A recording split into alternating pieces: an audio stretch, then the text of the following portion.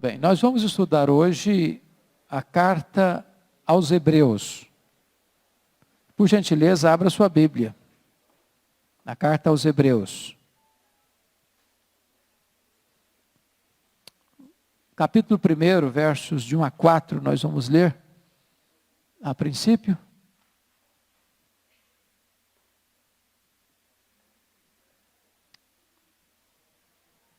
Está escrito o seguinte: havendo Deus outrora falado muitas vezes e de muitas maneiras aos pais, pelos profetas, nestes últimos dias nos falou pelo Filho, a quem constituiu o herdeiro de todas as coisas, pelo qual também fez o universo. Ele que é o resplendor da glória e a expressão exata do seu ser, sustentando todas as coisas pela palavra do seu poder, depois de ter feito a purificação dos pecados, assentou-se à direita da majestade nas alturas, tendo se tornado tão superior aos anjos, quanto herdou o mais excelente nome do que eles. A carta aos Hebreus é apropriadamente chamada de o quinto evangelho. E por que a carta aos Hebreus recebe este título, este adjetivo, este epíteto de quinto evangelho? Porque se nos evangelhos você tem o que Cristo fez, em Hebreus você tem o que Cristo continuou fazendo.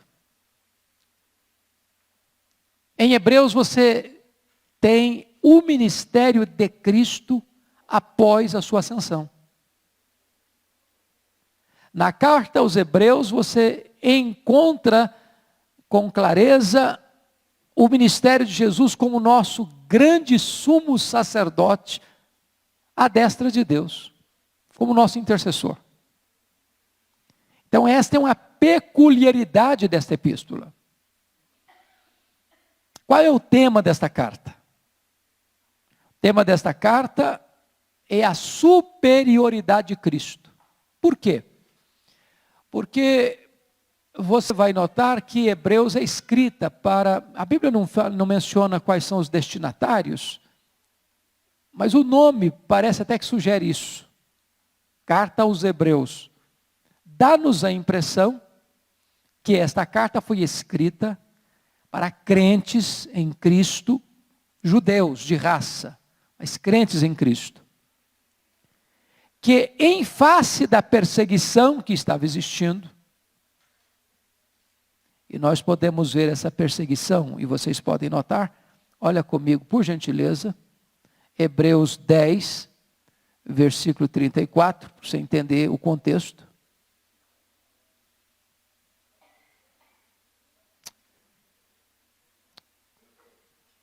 Porque não somente vos compadecestes dos encarcerados, como também aceitastes com alegria o espólio dos vossos bens, tendo ciência de possuirdes vós mesmos patrimônio superior e durável. Então, nessa perseguição que eles estavam sofrendo, até seus bens estavam sendo saqueados. Mas se você notar ainda no capítulo 12, versículo 4, essa perseguição ia um pouco além. E ele diz aí: ora, na vossa luta contra o pecado ainda não tendes resistido até ao sangue. E a ideia aqui é de enfrentar até mesmo martírio, por causa da sua fé. Então, o que estava acontecendo? Esses crentes judeus, e vocês lembram, quem pode dar uma olhadinha lá em Atos 18, verso 2, para entender um pouco mais. Atos 18, 2. Está escrito assim lá. Lá encontrou certo judeu, em Corinto, né? Em Corinto encontrou certo judeu chamado Áquila, natural do Ponto, recentemente chegado da Itália, com Priscila, sua mulher, em vista de ter Cláudio decretado que todos os judeus se retirassem de Roma. Então notem vocês que no governo de Cláudio, os judeus, por decreto do imperador, tiveram que sair de Roma. Então, esses crentes judeus, que estão sendo como que dispersos, eles estão enfrentando perseguição. E esta carta é escrita para esses crentes, por quê? Porque a religião que está sendo perseguida é a religião cristã, mas o judaísmo propriamente dito não está enfrentando tantas dificuldades. Então, a tentação desses crentes é exatamente retroceder ao judaísmo, voltar ao judaísmo. A tese, então, de Hebreus é essa. Eu estou escrevendo para vocês, para mostrar para vocês que Cristo é melhor. A superioridade de Cristo. Dando a eles elementos suficientes para que eles não abandonassem o cristianismo e retrocedessem ao judaísmo. Pois bem, quem escreveu Hebreus? Até hoje essa é uma matéria em aberto. Um dos pais da igreja disse que só Deus sabe. Entretanto, há muitas cogitações. A primeira delas é que Paulo tenha sido o escritor de Hebreus. E há fortes indícios de que tenha sido ele. Há muitas semelhanças com ele. Para vocês terem uma ideia, dá uma olhadinha lá no capítulo 13. Por gentileza.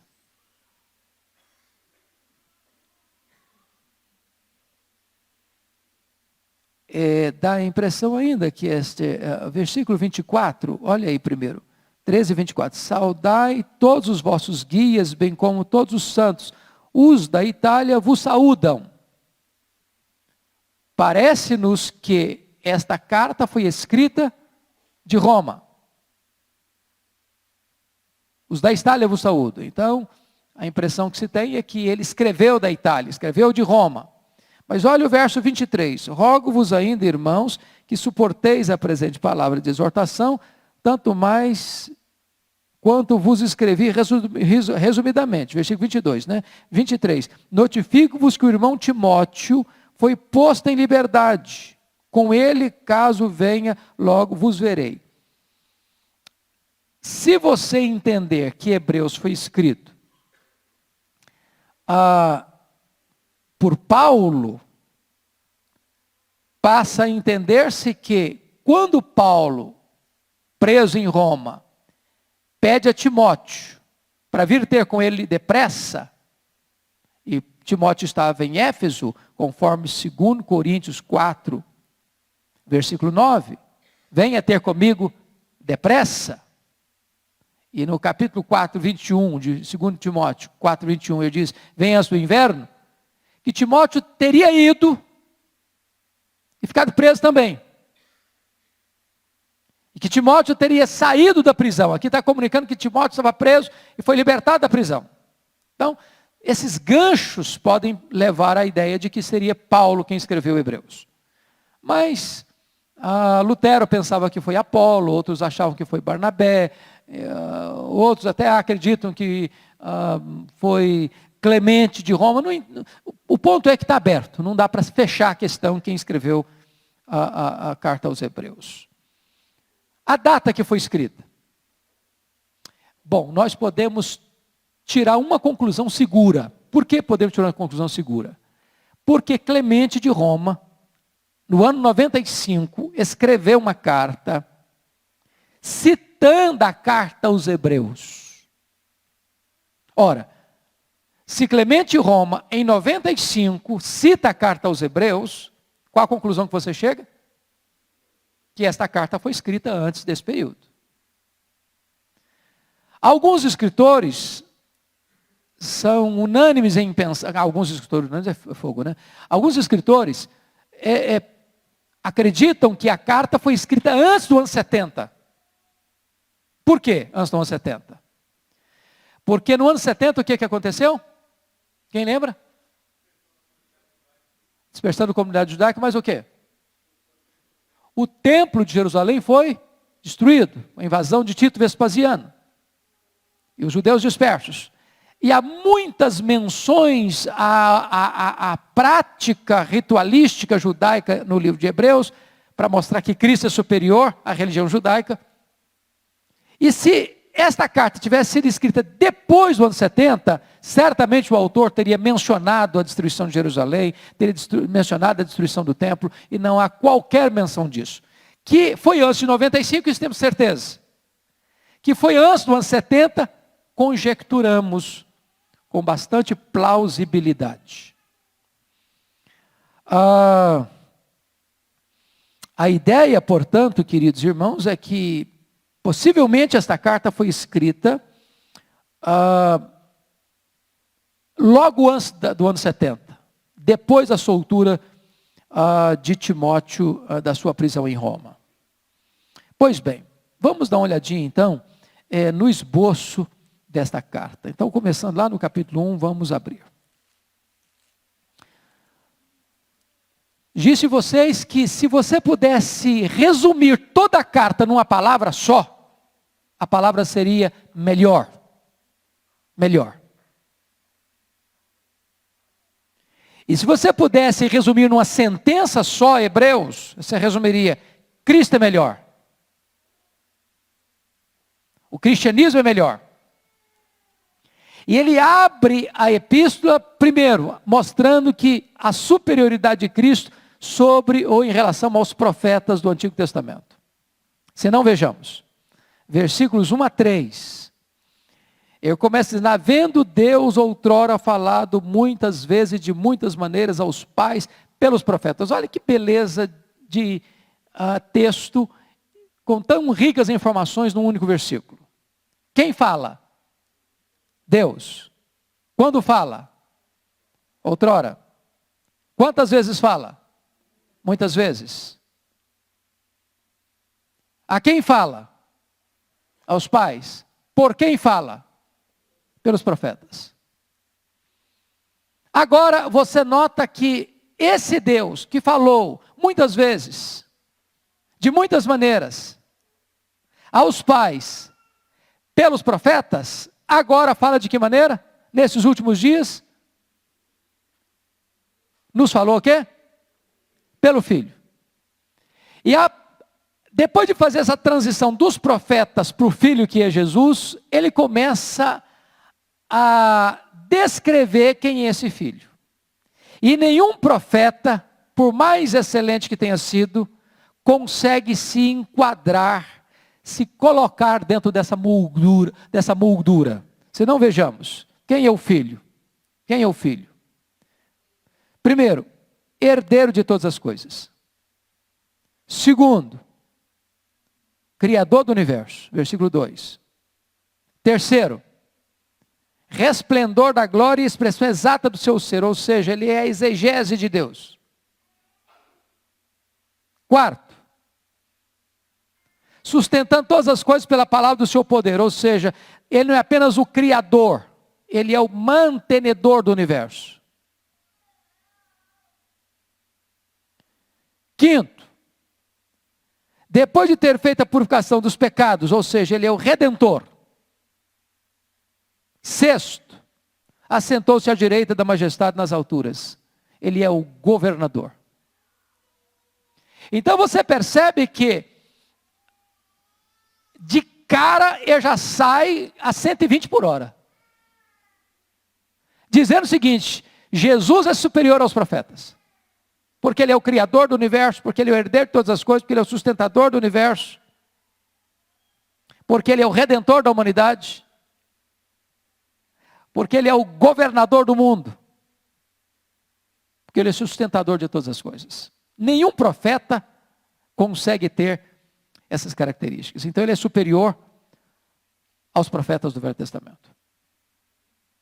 Segunda tese de Hebreus: a superioridade de Cristo sobre os anjos.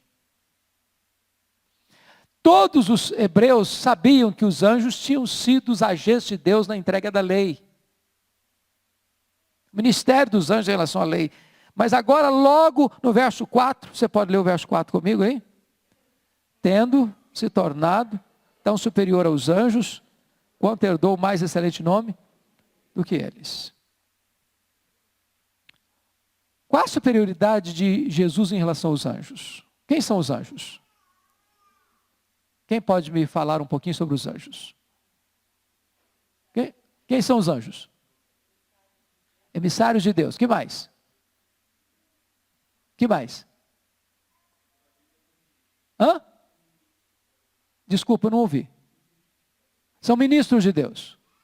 Mais o quê? Serve aqueles que vão herdar a salvação. 1,14. Que mais? Eles são criados. Foram criados. Eles não existiam. Então eles tiveram um começo. Então, a partir de agora, a carta aos Hebreus vai mostrar que Jesus é superior aos anjos. Primeiro, porque ele não foi criado, ele é o Criador. Segundo, porque ele não é um ministro no sentido de subalterno. Ele é, na verdade, na sua encarnação, ele se sujeitou ao Pai.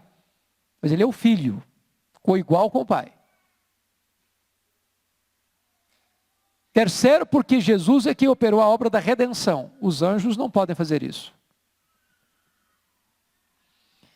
E aí você começa a perceber que também nenhum anjo foi entronizado. Mas olha aí o que está escrito, versículo a partir do verso 5. Pois a qual dos anjos disse jamais, tu és o meu filho, eu hoje te gerei. E outra vez, eu lhe serei pai e ele me será filho. E novamente, ao introduzir o primogênito no mundo diz, e todos os anjos o adorem. Olha o verso 8, mas acerca do filho, teu trono, ó Deus, é para todo sempre. Então você percebe que não há paridade entre Jesus e quem? E os anjos. Ele é superior aos profetas e ele é superior aos anjos. Aí vale a pena nós lermos o verso 14, que o irmão já citou aí. Você pode ler o 14 comigo? Não são todos eles espíritos ministradores enviados para serviço a favor dos que hão de herdar a salvação? Então vou dizer a você que os anjos são diáconos da igreja. São ministros, diáconos da igreja. Eles vivem para servir a igreja. São espíritos ministradores em favor dos que hão de herdar a salvação. Pois não, querido? Desculpa. Sim. Essa expressão é boa, porque é uma expressão temporal, não é isso? Como é que nós entendemos isso? O Filho é eternamente gerado do Pai. E o Espírito procede do Pai e do Filho. São expressões antológicas que escapam ao nosso entendimento racional, temporal. Por quê? Quando é que o Pai gerou o Filho? Ele é eternamente gerado. Ou seja, esse hoje é uma expressão humana, uma linguagem humana para nós entendermos. Ou pode referir-se, também alguns escritores acreditam isso, que está falando aqui da encarnação. É uma outra opção. Mas o nosso entendimento, se nós formos olhar a Confissão de Fé de Westminster, vai mostrar lá que o Filho é eternamente gerado do Pai, e o Espírito Santo procede do Pai e do Filho. Não é no sentido de que a ideia é gerada para nós, o que é? É alguma coisa que acontece no tempo, certo? Que não existia antes. Então foi gerado. Mas aí, como você coloca, eternamente gerado. Ou seja, nunca houve um tempo em que o Filho não existisse. E é por isso que, qual foi a definição do concílio de Nicéia, em 325, que tratou da questão da divindade de Cristo? Que o Filho é coigual, coeterno e consubstancial com o Pai. Está claro isso? Coigual da mesma natureza, coeterno, porque em termos de temporalidade, um não vem primeiro que o outro, e consubstancial da mesma substância. É por isso que ele diz, quem me vê a mim, vê o Pai. Eu e o Pai somos um. Agora, eu queria que você prestasse atenção num outro aspecto. A carta aos Hebreus, ela vai intercalando essas verdades da superioridade de Cristo com exortações, para que os crentes fugissem dessa apostasia de querer voltar ao judaísmo. E notem, logo de início, no capítulo 2, é que está presente essa exortação prática. Você pode ler comigo, por gentileza? Capítulo 2, versos de 1 a 4.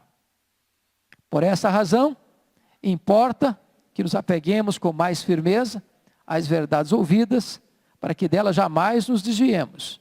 Se, pois, se tornou firme a palavra falada por meio de anjos, e toda transgressão ou desobediência recebeu o justo castigo, como escaparemos nós se negligenciarmos tão grande salvação, a qual, tendo sido anunciada inicialmente pelo Senhor, foi-nos depois confirmada pelos que a ouviram, dando Deus testemunho juntamente com eles, por sinais, prodígios e vários milagres, e por distribuição do Espírito Santo, segundo a sua vontade. Ou seja, se o ministério que foi lá dado aos anjos já tinha sentenças sérias para quem desobedecesse, quanto mais nós.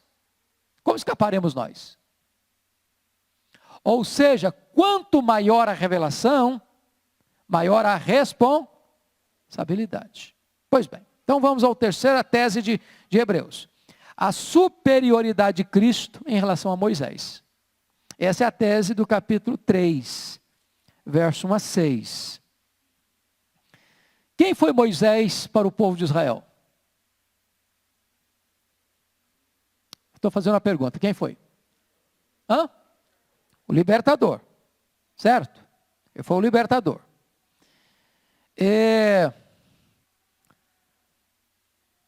Foi o grande líder, grande legislador, foi o homem que trouxe libertação para eles.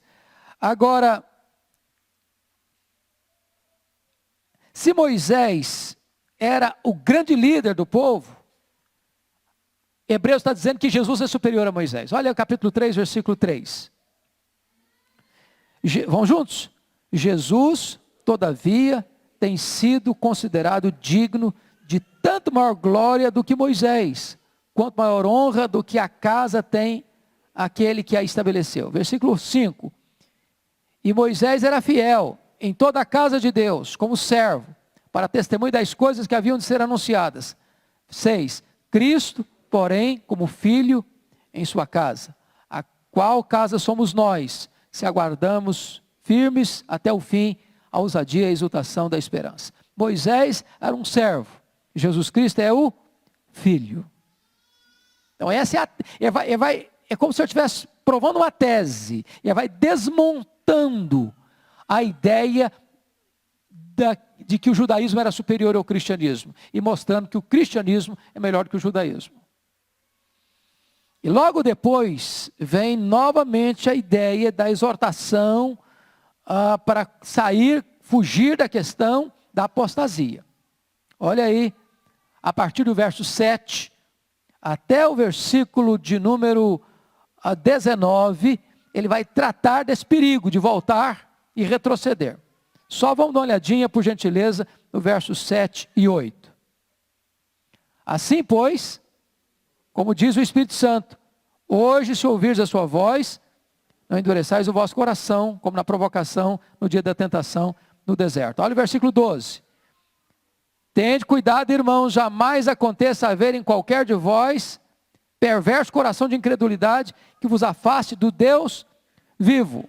Então note você, parece que até num tom de sermão e num tom pastoral, ele dá a doutrina e aplica. Dá a doutrina e aplica. Dá a doutrina e aplica. Estão percebendo isso? Olha, Jesus é superior aos profetas, aplica. Jesus é superior aos anjos, aplica. Jesus é superior a Moisés, aplica a palavra. Essa é a tese dele. Ele está escrevendo num tom pastoral. Uma igreja que está dispersa pelo mundo, uma igreja que está sendo perseguida pelo mundo, uma igreja que está sendo tentada a retroceder ao judaísmo. Ele está escrevendo, fazendo uma apologia da superioridade de Cristo e do cristianismo e mostrando às pessoas a necessidade de considerarem e observarem isso de forma prática na sua vida. Quarta tese do livro: a supremacia de Cristo sobre Josué. Vamos lá no capítulo 4 agora, versículos de 1 a 10. E eu pergunto a vocês, quem foi Josué para o povo de Israel? Povo hebreu. Hã? Conquistador. O que é que Josué fez? Josué foi o líder que substituiu Moisés e introduziu o povo na terra prometida. A palavra Josué e a palavra Jesus é a mesma palavra, é a mesma grafia. Alguém até usou um pouquinho de tipologia aí, para fazer uma análise bonita, dizendo o seguinte, não sei quando você lê, se você tem essa sensação. Parece que até uma sensação de injustiça. Deus chamou Moisés com 80 anos. Tirou lá do deserto. Agora você vai lá, tira o meu povo. Aí Moisés vai com 80 anos.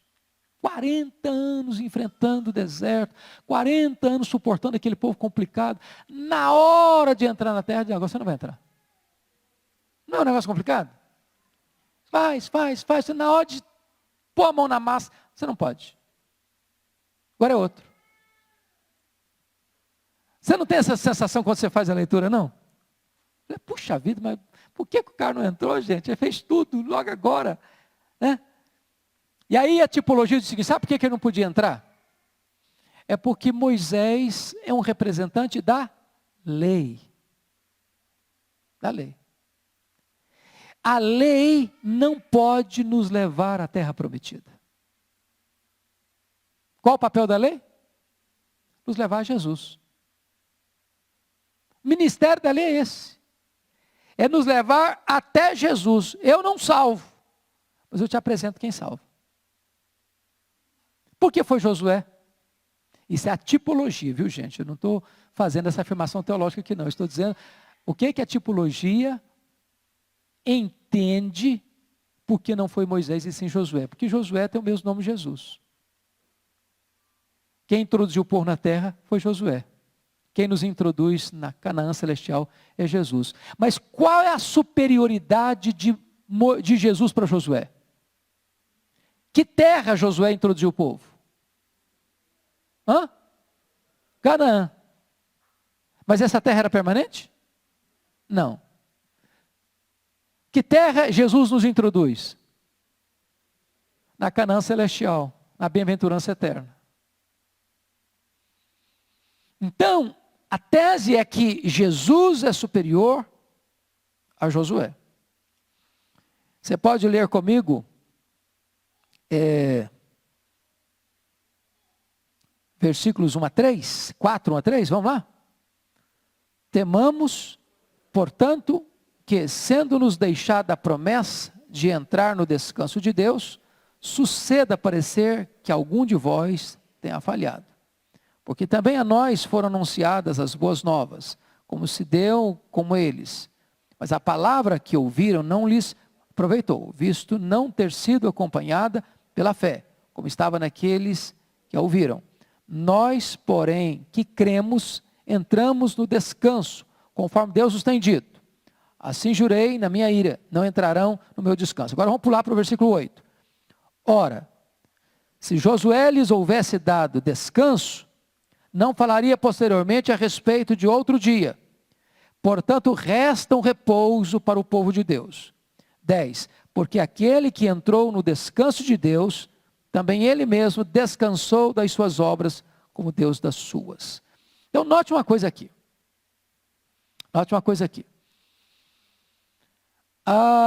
Josué introduz o povo na terra. Era uma espécie de descanso. Mas não teve descanso verdadeiro. Mas no capítulo 4, verso 9, diz que resta um descanso para o povo de Deus. Que descanso é esse? A palavra descanso aí, sabe qual é? No grego? Sábado. Resta um sábado para o povo de Deus. Só que esse sábado não é o sábado de sexta-feira, entre sexta-feira e domingo. Esse sábado aí é o verdadeiro descanso que nós teremos na redenção eterna. Essa redenção eterna Josué não pode dar. Essa introdução na terra prometida verdadeira Josué não pode fazer. É Jesus Cristo que é superior a Josué que pode fazer. Essa é a tese dele. Aí vem, como de costume, a aplicação do texto nos versos 11 a 16. Olha aí a aplicação prática, verso 11. Lê o verso 11 comigo. Esforcemo-nos, pois, por entrar naquele descanso, a fim de que ninguém caia seguindo o mesmo exemplo de desobediência. Ou seja, ele dá a doutrina e diz agora faça isso.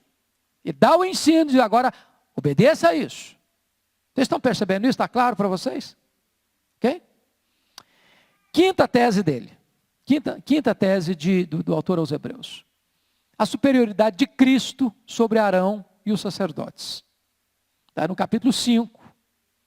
E vai até o capítulo 7, 28, essa tese. Então,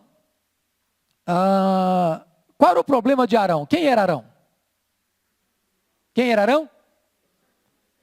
Irmão de Moisés. E ele foi escolhido como sacerdote, seus filhos também escolhidos. Então vamos pensar no sacerdote. Qual a diferença de um sacerdote da descendência de Arão para o sacerdócio de Cristo? Primeiro, vamos tentar fazer um paralelo, vai lá. Arão era perfeito? Não. Cristo é perfeito? Sim. Quando Arão ia fazer sacrifício, eu tinha que oferecer sacrifício por ele também? Sim. Por quê? Porque ele era pecador. Ok. Que tipo de sacrifício Arão oferecia? Sangue de animais. Sangue de animais. Que tipo de sacrifício Jesus ofereceu? Seu próprio sangue. Quando Arão oferecia um sacrifício, ele precisava repeti-lo? Por que precisava repeti-lo? Porque era imperfeito. Quando Cristo ofereceu o seu sacrifício, ele precisou fazer de novo? Não. Por que não? Porque era perfeito. Então, o autor aos Hebreus vai fazer toda essa análise para mostrar que Cristo é superior a Arão. Porque embora o sacerdócio de Arão foi nomeado por Deus, ele era transitório. Não era perfeito. Porque o sacerdote era imperfeito. A oferta era imperfeita. E por isso não tinha eficácia plena. Agora eu vou fazer outra pergunta. Sangue de cordeiro, de bode, de animais,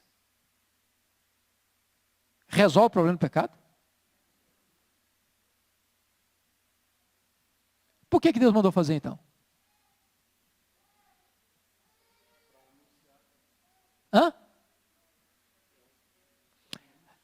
Porque aquele sangue dos cordeiros era tipológico. Apontava para o sangue eficaz, para o cordeiro sem defeito. Quem é o cordeiro sem defeito? Jesus. Agora o apóstolo Paulo, na sua carta aos Romanos, vai tratar disso teologicamente, mostrando para nós por que isso aconteceu. Então, você precisa voltar comigo lá, só um pouquinho. Romanos capítulo 3.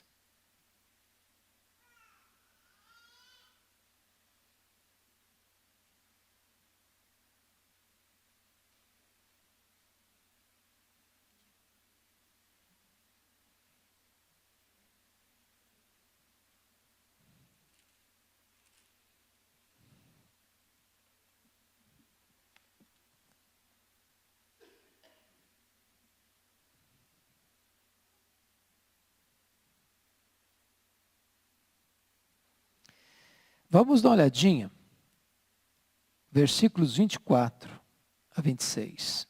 Eu vou ler, acompanhe essa leitura. Sendo justificados gratuitamente por sua graça, mediante a redenção que é em Cristo Jesus, a quem Deus propôs no seu sangue, como propiciação mediante a fé, para manifestar a sua justiça, por ter Deus, na sua tolerância, deixado impunes os pecados anteriormente cometidos, tendo em vista a manifestação da sua justiça no tempo presente, para ele mesmo ser justo e o justificador daquele que tem fé em Jesus. Por ter Deus, na sua tolerância, deixado impunes os pecados anteriormente cometidos. O que Paulo está querendo dizer com isso? Quando Arão, seus filhos, levavam um sacrifício, um cordeiro, um bode, um animal, sacrificava aquele animal, derramava o seu sangue, aquele sangue purificava pecado? Sim ou não? Não. Não. O que Deus fazia? Deus olhava aquele sangue, que tipificava o sangue de Jesus e passava por cima. Deixava impune o pecado. Não punia o pecado. Para fazer isso como? De forma eficaz, lá no sacrifício do seu filho. Eu pergunto a vocês, como é que os crentes que viveram no Antigo Testamento foram salvos? Quem o salvou? Quem? Jesus. Jesus. Mas como Jesus? Ele não tinha vindo ao mundo ainda? Sim. Eles foram salvos olhando para o Cristo que havia de vir. Pela fé. No Cristo da promessa. Porque aqueles cordeiros apontavam para o Cristo da promessa. E você, como é que você é salvo hoje? Olhando para o Cristo da história. O Cristo que já veio. Mas nunca ninguém, desde Abel até o último homem que vai viver na história salvo, ninguém foi salvo senão por Jesus Cristo nosso Senhor. Ele é o único Salvador. Vocês estão percebendo isso? Essa é a tese de Hebreus. Essa é a tese de Hebreus. Bom, olhe comigo, a advertência, por exemplo, em relação ao perigo da apostasia, no capítulo 5, a partir... volta para Hebreus agora, viu gente? Não fique em Romanos mais não. Volta para Hebreus. Pois não, querido? Você, desculpa. Sim.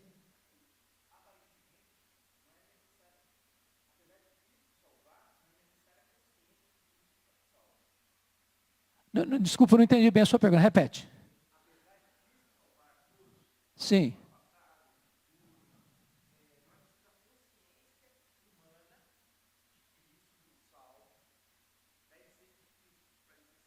Precisa existir a consciência. Precisa sim.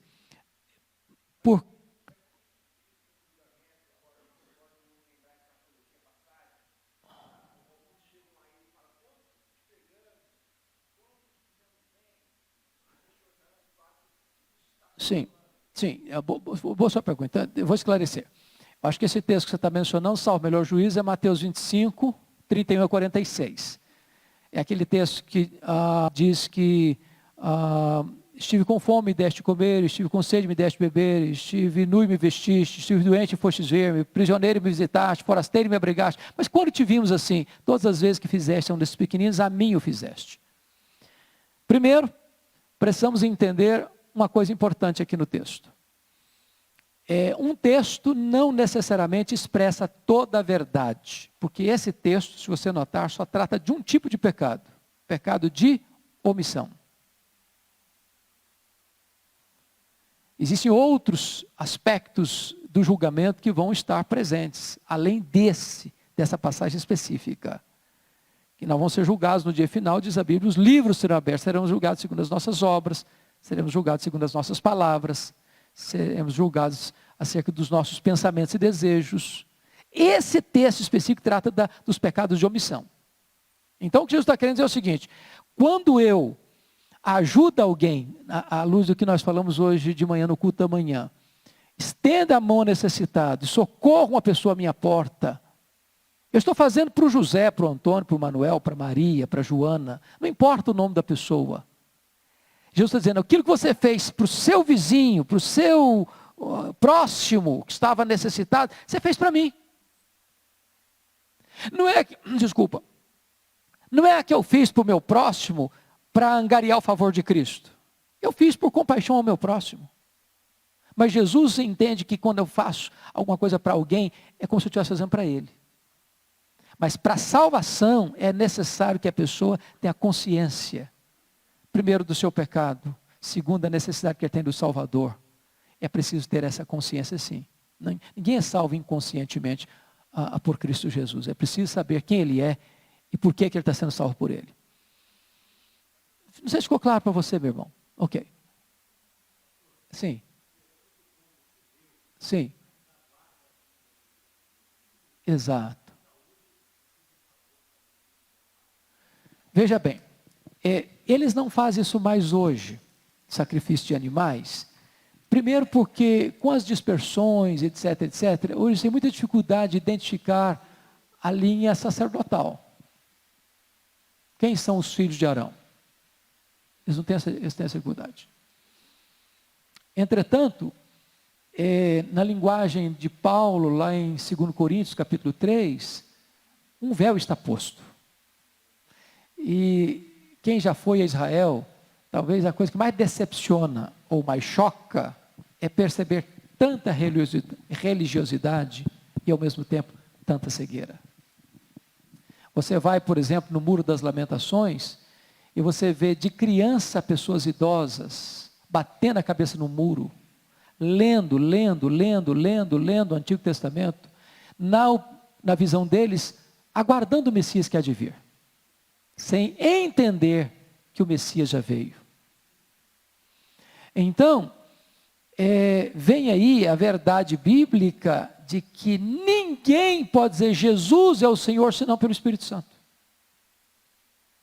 Em outras palavras, só o Espírito Santo pode convencer o homem do pecado. Não é uma descoberta nossa. Não é porque você, um dia, sua vida estava muito ruim, e você estava, gente, mas minha vida está tão ruim, está tão vazia, estou tão frustrado, estou tão machucado, estou tão ferido da vida, estou tão decepcionado com tanta coisa. Eu acho que eu preciso de Deus, eu preciso de Jesus. Como é bom, eu descobri isso por mim mesmo, a minha necessidade. Não, bobagem. Essas circunstâncias são apenas elementos que o Espírito Santo usa. Mas quem convence é o Espírito Santo. Você já não conhece aquele ditado popular que o mesmo sol que amolece a cera endurece o barro? Já escutou aquela frase, quem não vem por amor vem pela dor? Bobagem, essa frase é mentirosa.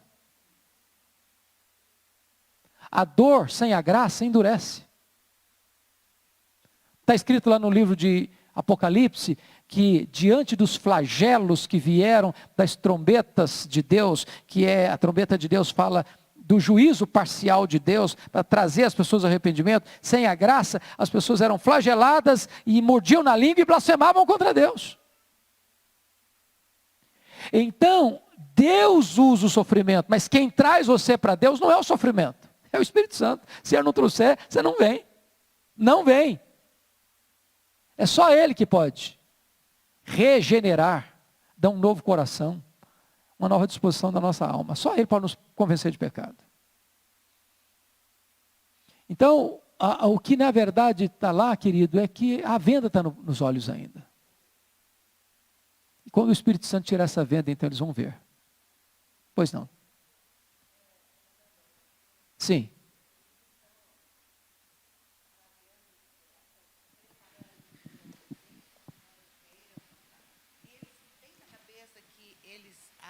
Farão esses sacrifícios? Sim, essa é uma boa pergunta. Ela está perguntando que os judeus que estão hoje lá em Israel, alguns deles, aguardando o Messias, estão trabalhando para a construção de um novo templo. Bom, primeiro que essa vertente, ela é muito explorada hoje por um grupo de religiosos, de crentes, chamado dispensacionalistas. E os dispensacionalistas dão essa ênfase. Por quê? Porque eles acreditam que Israel é diferente de igreja. Israel é um povo distinto de igreja. E que esse templo tem que ser construído, precisa ser construído, porque seria uma questão de cumprimento de profecia. Nós não entendemos assim. Nós não entendemos assim. Nós não entendemos que esse templo é necessário. Primeiro porque para o entendimento da teologia reformada que nós professamos e conforme expressa nossos símbolos de fé, a igreja é o único povo que Deus tem, tanto no Velho quanto no Novo Testamento. E essa é a tese de Paulo em Efésios capítulo 2. Que pela morte de Cristo, a parede que separava judeu de gentio acabou. Então o que é a igreja hoje? É a formação de gente de todas as tribos, raças, povos e línguas, inclusive judeus e gentios, formando um único povo. Então quando um judeu se converte, ele é igreja. Quando um gentio, que não é judeu, se converte, ele é igreja. Na igreja não tem nem judeu nem gentio. Todos são um em Cristo Jesus.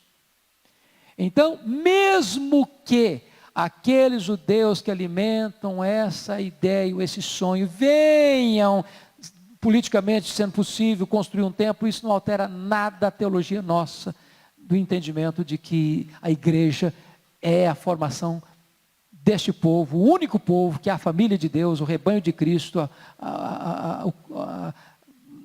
o rebanho de Cristo, a igreja como corpo, como família, como rebanho, só tem um, judeus e gentios. Muito bem, vamos voltar aqui então ao texto de Hebreus. Se você perceber, no capítulo, disse para vocês que lá no capítulo 5:11 começa de novo as exortações, tá? Olha aí versículos 11 e 12, você pode ler comigo? A esse respeito, temos muitas coisas que dizer, difíceis de explicar, porquanto vos tendes tornado tardios em ouvir. Pois com efeito, quando devias ser mestres, atendendo ao tempo decorrido, tendes novamente necessidade de alguém que vos ensine de novo quais são os princípios elementares dos oráculos de Deus. Assim vos tornastes como necessitados de leite, não de alimento sólido. Então é aquele tipo de crente que ele creu, já tem tempo de vida cristã, mas ele não amadurece. Ele não amadurece.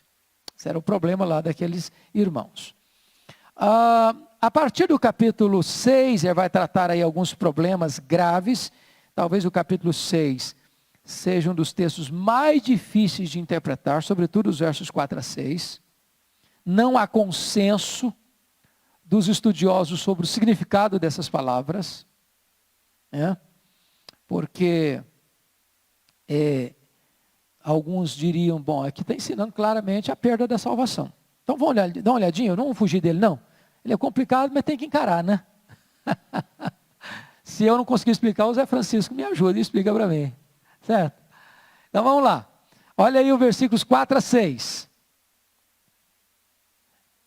É impossível, pois, que aqueles que uma vez foram iluminados e provaram o bom celestial, se tornaram participantes do Espírito Santo, e provaram a boa palavra de Deus e os poderes do mundo vindouro, e caíram, sim, é impossível outra vez renová-los para arrependimento, visto que de novo estão crucificando para si mesmos o Filho de Deus, expondo-o à ignomínia. Não é complicado isso aqui? Complicadíssimo. Agora, são muitas as possibilidades que o texto apresenta, e aí vai de linha teológica, as interpretações variam. Um arminiano olha para esse texto, está vendo aí, caiu da graça, perdeu a salvação. Estava salvo, agora não está mais. Está escrito, pronto, e aí? O que eu faço? A pergunta é, esse texto está falando de salvo ou de crente nominal? Você conhece gente que veio para a igreja, batizou, fez profissão de fé, foi até diácono da igreja, foi até presbítero da igreja, foi até pastor da igreja, que descambou? Conhece? Quem conhece? Muita gente conhece. Você põe em xeque o que nessa hora? A certeza da salvação, a possibilidade, ou a realidade que uma vez salvo para sempre? Ah não, então, fulano de tal, foi crente, foi presbiteriano, foi calvinista, foi reformado, né? Foi diácono da igreja, foi presbítero, foi pastor, foi missionário. E hoje, abandonou tudo, morreu lá. Então, negócio de certeza de salvação é bobagem. É isso que você põe em xeque? O que você põe em xeque nessa hora?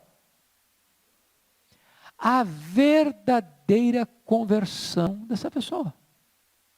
Quem pode ler para mim em voz alta? Cadê o microfone que está rodando por aqui? Dê o microfone para o Zé Francisco. Você está com a Bíblia na mão aí? Tá não? Quem aí? Lê para nós aí. 1 de João 2,19. 1 de João 2,19. Estou sem óculos, cara.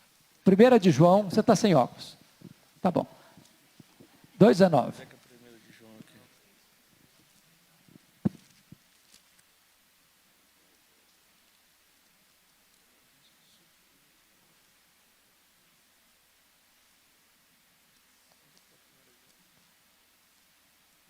Achou? Lê você, filho, aqui de trás. Pega lá. Leia. Eles saíram de nosso meio, entretanto, não eram dos nossos. Porque se tivessem sido dos nossos, teriam permanecido conosco. Todavia, eles se foram para que ficasse manifesto que nenhum deles é dos nossos. Ok. Qual a conclusão que você chega? Por que saíram? Não era dos nossos. Se fosse dos nossos, teriam permanecido. Então, você precisa entender, às vezes, esse aspecto de pessoas que estão na igreja, visível, mas que nunca fizeram parte da igreja, invisível. Que fazem parte da igreja militante, mas nunca fizeram parte da igreja triunfante. Que tem o nome no hall de membro da igreja, mas nunca tem o seu nome escrito no livro da vida. Por que eu posso saber que esse time aqui não era de gente salva?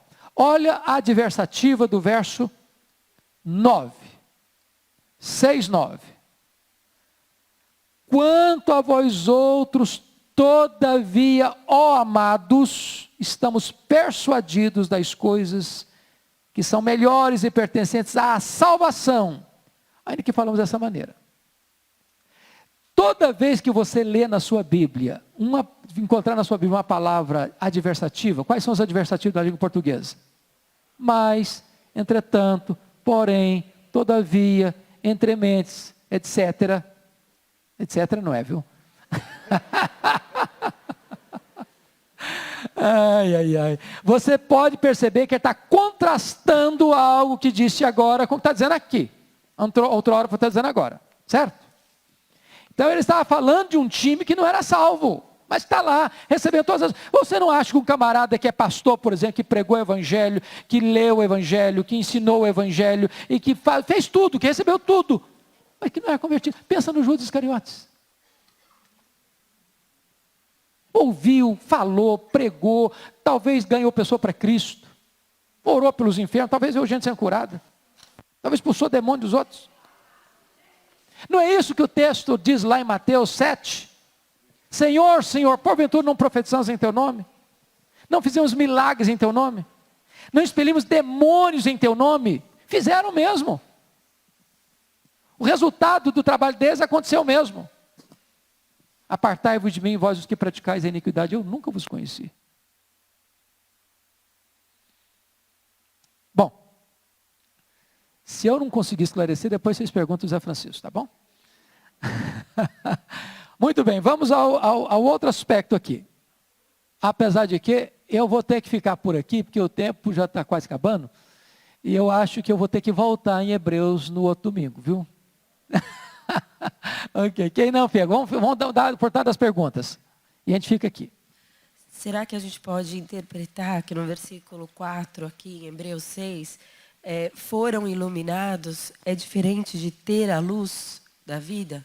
Então, se eles foram iluminados, não quer dizer que necessariamente, segundo João 8:12, que Jesus é a luz do mundo, eles tinham a luz. Eles só receberam o reflexo dessa luz. era um reflexo da Não é luz. verdade? Por exemplo, pensa comigo numa pessoa que mora, pensa com pai e mãe e os filhos, ou marido e esposa. Pense nisso. A esposa é crente, o marido não é.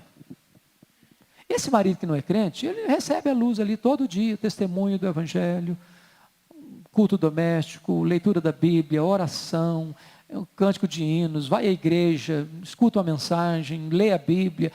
Ele é cercado de todas as coisas espirituais. Ele recebe respingos disso na vida dele. Mas ele nunca foi transformado. Pois não. Ele foi apóstolo, ele foi chamado, nomeado, investido numa função tão nobre. Pois não, querida.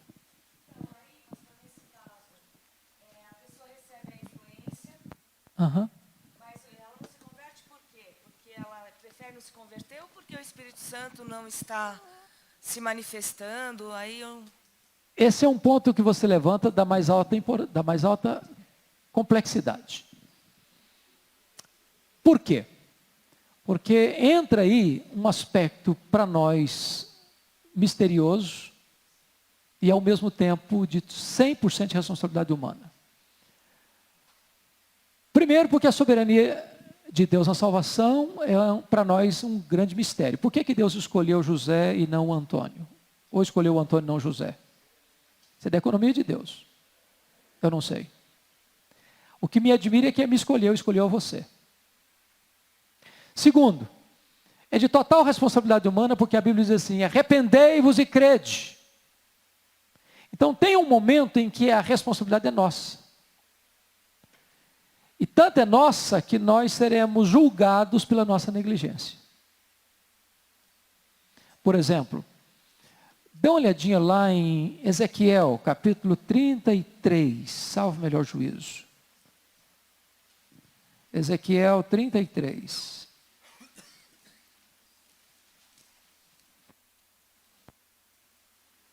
É isso mesmo? É isso mesmo. Versículo 11.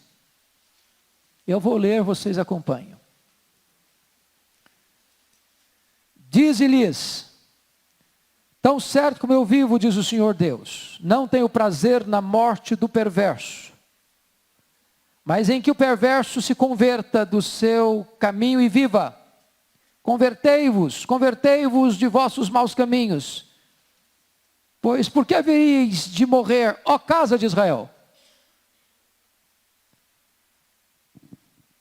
Este é o ensino da Escritura. Deus não tem prazer na morte do perverso, mas em que ele se converta e viva. Agora, por que alguns ao ouvirem isso se rendem, outros não? Eu não sei explicar. Isso é mistério de Deus. Porque diz a Bíblia que esse Deus, a uns amolece, a outros endurece. E eu não posso questionar Deus, por que ele exerce misericórdia com uns e passa por cima e aplica a sua justiça em outros. Esse é o grande mistério. Entretanto, eu costumo dizer o seguinte, que com respeito à soberania de Deus na eleição, eu não posso entrar nesse campo da conjectura. Eu não posso entrar nesse campo da especulação. Eu não posso dizer, então o negócio, deixa eu viver minha vidinha. Porque se Deus quiser vai dar um jeito. Isso é o que a Bíblia chama lá, Jesus chamou e diz para Satanás, pula daqui para baixo que está escrito. Isso é tentar Deus. O que Deus me ordena é, arrependa, creia. Agora, a Bíblia diz que Deus é quem opera em mim, tanto querer quanto realizar. Ora, aqueles que rejeitam a graça de Deus, é possível que haja uma coisa, Deus endureceu o coração deles. Não foi assim com o faraó? A quem Deus endurece? Aos que querem ficar duros. Aos que se rebelam. Por isso a maior sentença a uma pessoa é receber de Deus o que ela quer. É Deus entregar essa pessoa a ela mesma.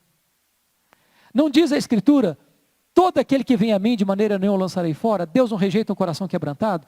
Então esse é o ponto para nós. Ponto para nós. Deus manda você se arrepender, Deus manda você crer, Deus manda você se voltar para Ele. Se você inclinar o seu coração, Ele opera em você o querer e o realizar. Agora, a pessoa que se indispõe, rebeldemente, eu não quero, Deus diz, tá bom, então fica duro, então fica incrédulo, então fica ímpio. Não é o que diz lá no finalzinho do Apocalipse? O justo continua fazendo justiça, o injusto continua fazendo injustiça. Ou seja, Deus condena o homem aquilo que ele quer, e disso de forma eterna. Pois não.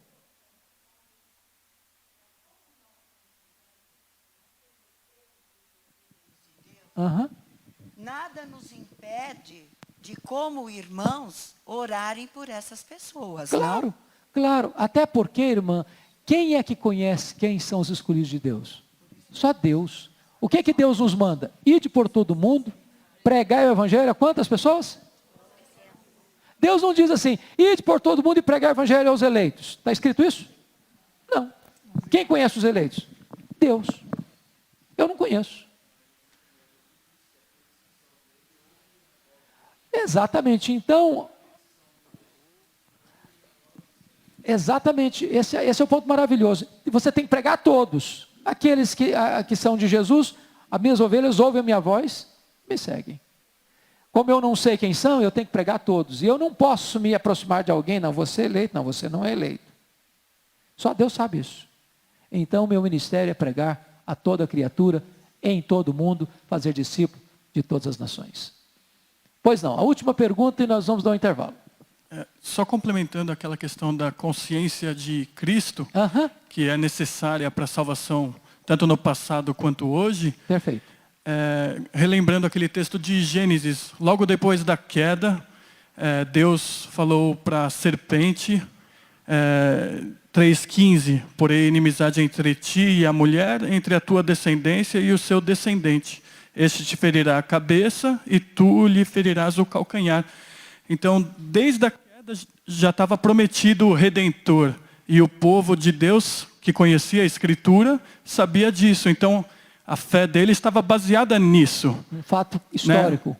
Então, fica muito claro isso. A consciência de Cristo está em Gênesis já. Não pelo nome de Jesus, mas pelo Redentor. Perfeito. E se nós pudéssemos recuar um pouco mais, filho, está lá em Apocalipse 13:8, que o Cordeiro foi morto desde a fundação do mundo. Então, nos decretos de Deus, já é eterno. Historicamente, aparece já aí no início da história, em Gênesis 3,15.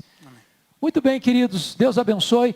Se vocês não ficarem aborrecidos comigo, nós vamos voltar em Hebreus para darmos continuidade. Tá certo? Deus abençoe. Nós vamos orar. Zé Francisco, vem cá. Você está sem óculos para ler, mas para orar você pode. Né? Você não precisa do óculos. Ai, meu Deus. Desculpa eu brincar com você hoje, meu filho. Senhor nosso Deus, Pai amado, nós te agradecemos porque o Senhor nos trouxe aqui esta manhã, na tua casa, casa de oração, no dia do Senhor. Nós te agradecemos pela oportunidade que temos de refletir, de aprender sobre a sua palavra. Também cantar louvores, de orar, de agradecer pela salvação, de agradecer por Jesus Cristo, pelo sacrifício que Ele fez, derramando o seu precioso sangue lá no Calvário. E pedimos que o Senhor nos ajude na nossa caminhada aqui nessa terra, que nós sabemos que ela é curta, que ela é efêmera, mas nós estamos caminhando para Jerusalém Celestial. Que o Espírito Santo nos ilumine, nos oriente, caminhe conosco a cada dia. E que nós possamos, através da capacidade do Espírito Santo, pregar a tua palavra, anunciar as maravilhas de Jesus, para que muitas pessoas possam ter a alegria que nós temos da salvação em Cristo Jesus. Abençoa o culto que nós iremos realizar a seguir. Abençoa esse dia, que é o dia do Senhor. E é no nome precioso de Jesus que nós oramos e agradecemos. Amém. Deus abençoe, queridos. Então temos um pequeno intervalo agora. E 11 horas de volta aqui.